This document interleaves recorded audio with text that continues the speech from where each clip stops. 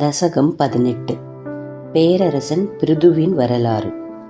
பெரும் புகழ்பெற்ற அங்கன் என்ற அரசன் துருவனின் மரபில் தோன்றினான். அவனுக்கு வேணன் என்ற மகன் பிறந்தான். அங்கன் தன் மகனுடைய கெட்ட நடத்தையால் மனம் நொந்து உன் திருவடியில் மனத்தினை செலுத்தியவனாய் காட்டிற்குச் சென்றான். அங்கன் காட்டிற்குச் சென்ற பிறகு மிக்க வலிமை வாய்ந்த வேணனை, அவன் கொடும் பாவியாக இருந்தாலும் நாட்டு மக்கள் வேறு வழியின்றி அவனை அரசனாக்கினார்கள். அந்த வேணனோ எல்லோரிடமும் தன் வலிமையையே புகழ்ந்து பேசிக்கொண்டு உலகில் உனக்கு செய்யப்படும் பூஜைகளையும் வேள்விகளையும் தடுத்தான். அவனுக்கு நன்மையை உபதேசிக்க முனிவர்கள் கூட்டமாக வந்தனர். ஆனால் அவனோ என்னை தவிர வேறொரு தலைவன் உலகில் இல்லை என்று கூறியதோடல்லாமல் உன்னை இகழ்ந்துரைக்கவும் முனைந்தான். அதனால் சினமடைந்த முனிவர்களின் சாபத்தீயில் விழுந்த விட்டில் பூச்சியின் நிலையினை அடைந்தான். வேணன் அழிந்த பின் துஷ்டர்களுக்கு பயந்த தபஸ்விகள் வேணனின் தாயார் பல நாட்களாக காப்பாற்றி வைத்திருந்த அவன் உடலில் தண்டாயுதம் போன்ற அவன் தொடை பாகத்தை கடைந்தார்கள். அப்பொழுது அவனது பாபம் விலகியது. பிறகு கடையப்பட்ட தண்டம் போன்ற அவனது கரங்களிலிருந்து நீ தோன்றினாய். முனிவர்களின் அறிவுரை பெற்ற சூதர் முதலியவர்கள் எதிர்காலத்தில் நீ செய்ய இருந்த அளவில்லாத வீர செயல்களை புகழ்ந்து பாடினார்கள்.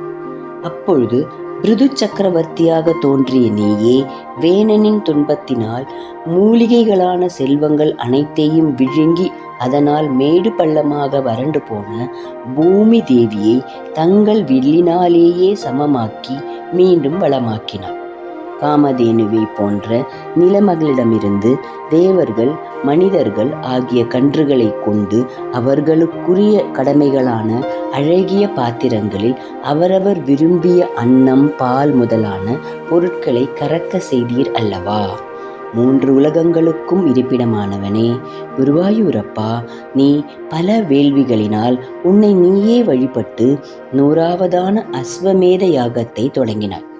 அப்பொழுது உன்னிடம் பொறாமை கொண்ட இந்திரன் நீச வேடம் கொண்டு குதிரையை கைப்பற்றிச் சென்றான். பின் நடந்த போரில் உன் மகனான விஜிதாசுவனிடம் தோல்வியுற்றான். இப்படி அடிக்கடி குதிரையை கைப்பற்றிய தேவேந்திரனையே முனிவர்களிடம் கூட்டம் அக்னியில் அகூதி செய்துவிட விரும்பியது. ஆனால் பிரம்மதேவன் அப்படி செய்யாதபடி அவர்களை தடுத்தார். வேள்வியின் முடிவில் உண்மையே எங்கும் நிறைந்த திருமாலாக பார்த்தாய் அல்லவா? தேவனே, முனிவர்கள் பக்தி ஒன்றையே வரமாக பெற்று கங்கை கரையில் வாழ்ந்து வந்தார்கள். ஒரு சமயம் ஸ்திர யாகத்தில் முனிவர்கள் ஈடுபட்டிருந்த பொழுது அவர்களுக்கு நீ தர்மங்களை உபதேசித்தாய்.